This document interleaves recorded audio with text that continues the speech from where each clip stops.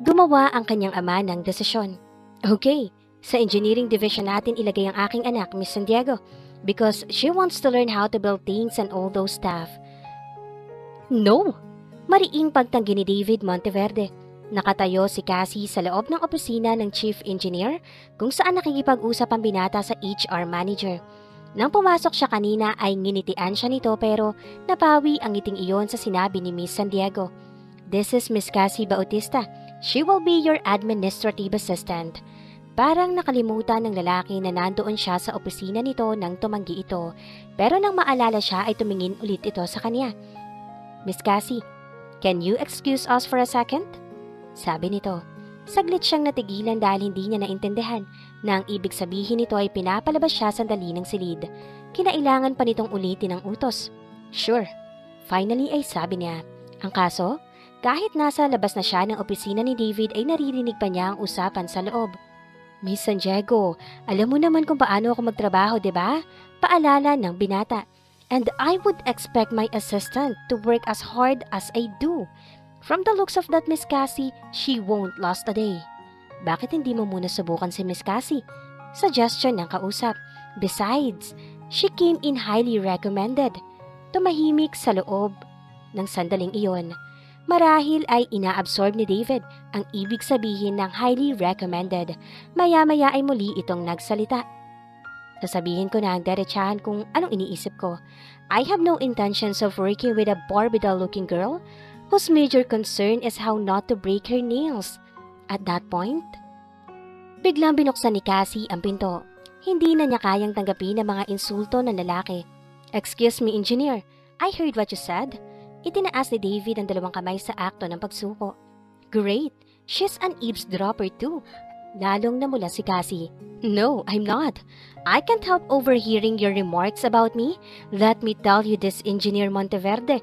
First and foremost, I am not a Barbie doll. Hindi ko kasalanan na ipinanganak akong maganda. Secondly, I graduated top of my class. Siguro naman kaya ko maging secretary. I mean, duh! How hard that can be? Duh? Parang hindi makapaniwala ang inhinyero sa narinig mula sa kanya. Napailing na lamang ito. Alright. Kay Miss San Diego nito ay binaling ang tingin. Susubukan ko. Pero pwede bang pakisabi sa kung sino man ang nagrekomenda kay Miss Bautista na ang tanging hinihiling ko na lang ay ilagay muna siya under probation sa loob ng 3 buwan. After that, I will request for an evaluation if she is qualified to remain as my administrative assistant. Hindi na nito pinansin si Cassie pagkasabi niyon. Cafe Mocha from Starbucks, food spa and shopping.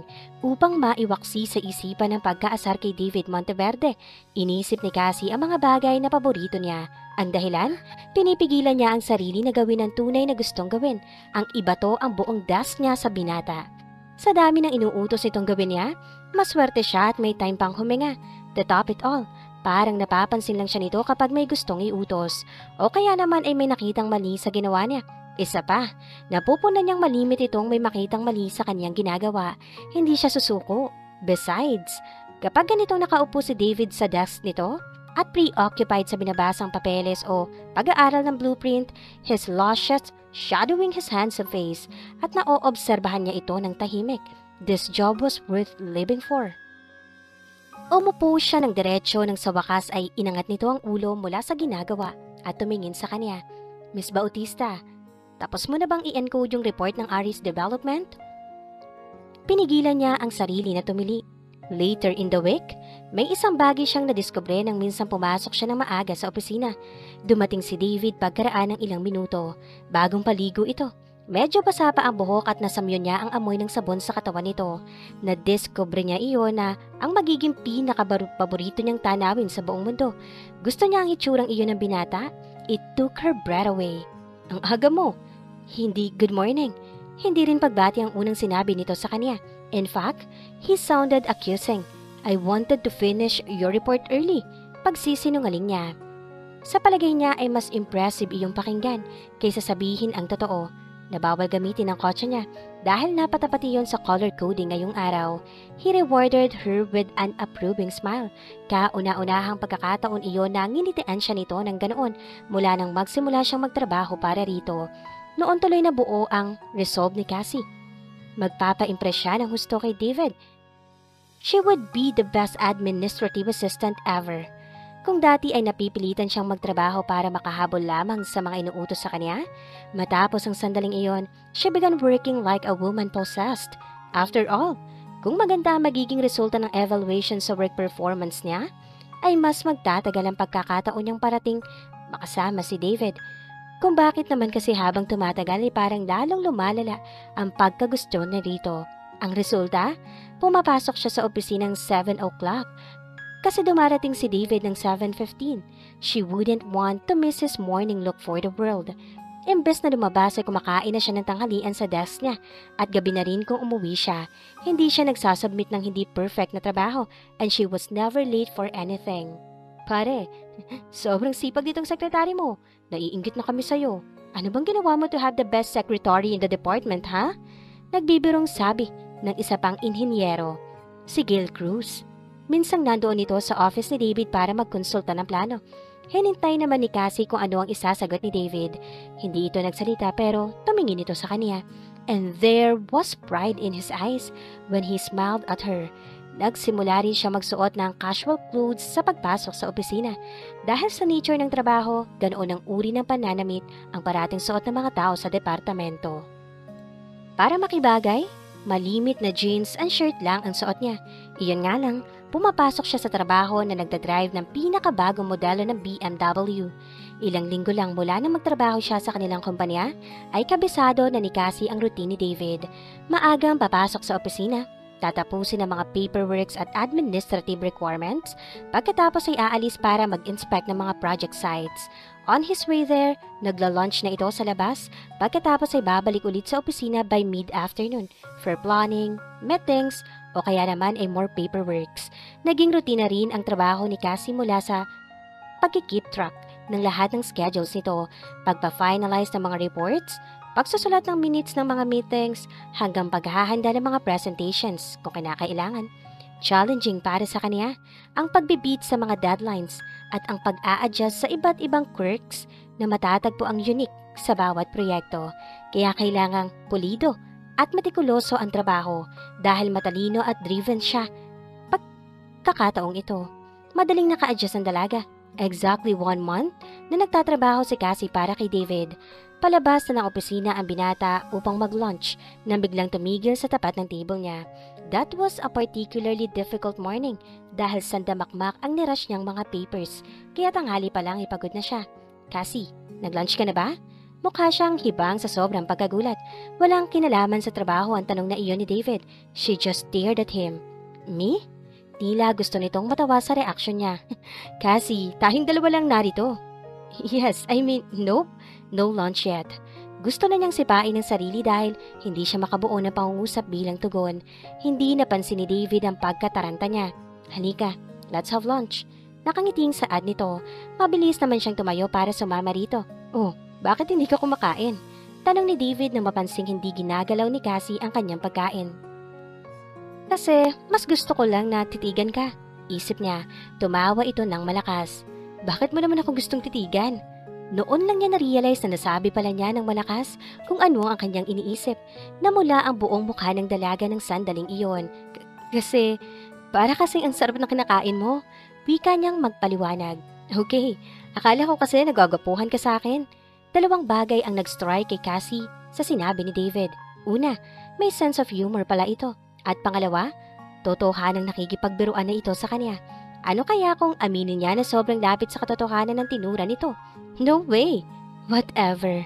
Natatawang sabi lang niya. Parang na-amuse ito. Pareho ba ng ibig sabihin ang da at saka whatever? Natawa siya. Ano ba? Doon nagsimula ang pagiging close nila. Pagkatapos noon, malimit na silang sabay mag-lunch. Nang isang hapon, nayayain siya nito sa project site. Alam na ni Cassie that she had arrived. Wow, what an honor! Di niya napigilang sabihin nang tanungin siya nito kung gusto niyang sumama para makita niya kung ano ang itsura ng mga ginagawa nila on paper. Sabay silang bumaba patungong parking lot kung saan naroon ang sasakyan ni David. It was an old pickup truck na mukhang maraming taon nang nagserbisyo sa may-ari. Pasensya ka na at walang aircon itong sasakyan ko. Di ko pa napapagawa. Anang binata nang pasakay na sila ng pick-up. Nagsalita siya bago nag-isip. Hindi lang ang kanyang sarili ang iniisip niya kundi ang comfort ni David. Kung gusto mo, we could use my car. Napatigil siya na makita ang reaksyon sa mukha ng kasama. He looked incredulous. I'm sorry, sabi niya. I didn't mean you are hurting Flash feelings. Flash who? Cassie. This is Flash. This is my first car from my very first job and he is very sensitive. Pagpakilala nito sa sasakyan na parang nagpapakilala ng isang matalik na kaibigan. Oh my God! Sabi niya. Humarap siya sa pick-up at hinawakan ito sa hood. Sorry Flash, sobrang insensitive ko. I guess that's okay. Sige, kotse mo na lang ang gamitin natin. Saan nakapark yun? Ibinalik niya ang tingin sa binata. David, if you'd rather, okay lang kung mas gusto mo. Cassie, it's okay. I'm sure maunawaan ni Flash. She led the way to her car. Kasunod niya ang lalaki. Napasipol ito na makita ang nilapitan niyang sasakyan.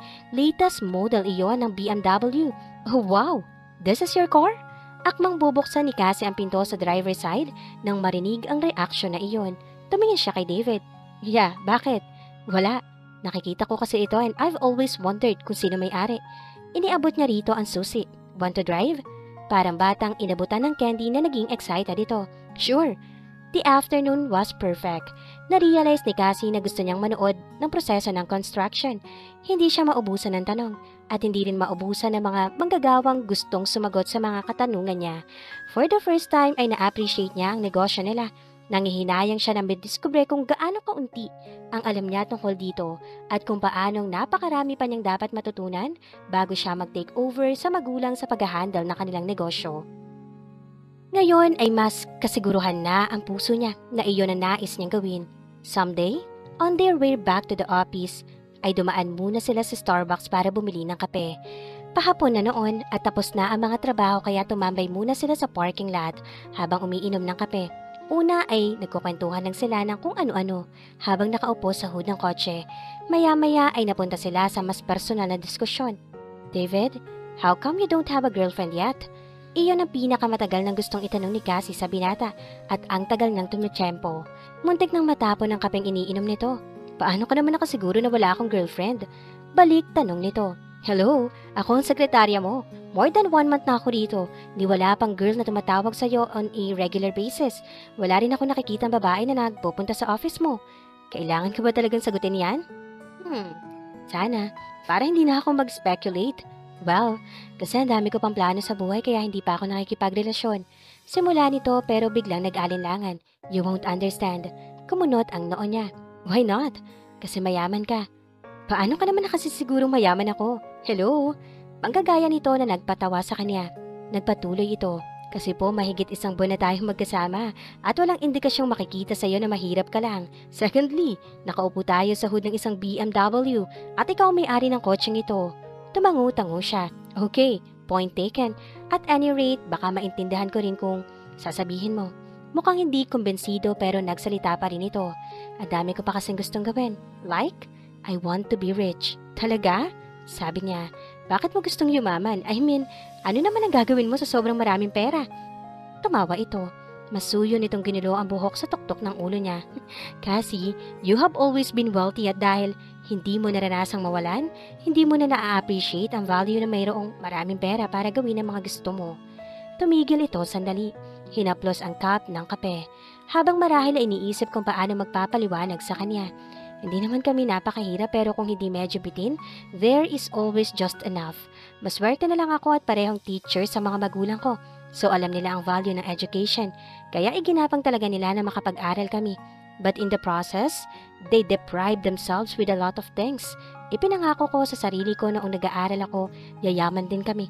At ibibigay ko sa kanila lahat ng ipinagkait nila sa sarili nila para lang mabigyan kami ng tamang edukasyon. I will be rich someday and prove to them that all their sacrifices are not in vain. Pinag-isipan ni Cassie iyon. Totoo ang sinabi ni David tungkol sa kanya. Kaya hindi kaagad siya nagsalita dahil pakiramdam niya ay masyadong seryoso na ang usapan. Nagbiro siya. You can marry a very rich girl. Isang malakas na tawa ang tugon nito bago ito muling nagseryoso. That won't work at all, you see. Hindi lang naman talaga yung pagkakaroon ng maraming pera ang attractive para sa akin, kundi ang proseso ng kung paano ako makakarating doon. Kung may mag-aabot sa akin ngayon ng 100 million pesos, malamang hindi ko tatanggapin. I want to be rich dahil pinagsirikapan ko yun. Iba rin siguro yung pride na alam mo na ito yung ipinangako mo sa sarili mo, na gagawin mo o magiging ikaw. Tapos nagawa mo nga. Iyon ang naintindihan ni Cassie. Parang ganoon mag-isip ang daddy niya ayon sa mga kwento nito. She respected him for that. At sa pagkakataong iyon, nasiguro niya na she was truly hopelessly in love with David. May isa lang problema. Sinabi niya ang nasa isip. So palagay mo, makakaabala lang sa iyo ang karelasyon? Hindi naman sa ganoon. Siguro mas okay kung wala munang distractions. Pakiramdam ko kasi unfair naman sa magiging karelasyon ko kung darating siya sa puntong ito ng buhay ko. At that point, tumayo si David mula sa hood ng sasakyan para humarap sa kanya. Tama na ang tungkol sa akin. Ikaw, bakit wala ka bang boyfriend? Nakangiti na tanong nito sa kanya. Magtuloy-tuloy na kaya ang magandang samahan ni Cassie at David? At dito na po nagtatapos ang kabanata ng ating kwento. Please like, share, subscribe for more updates. Maraming salamat po.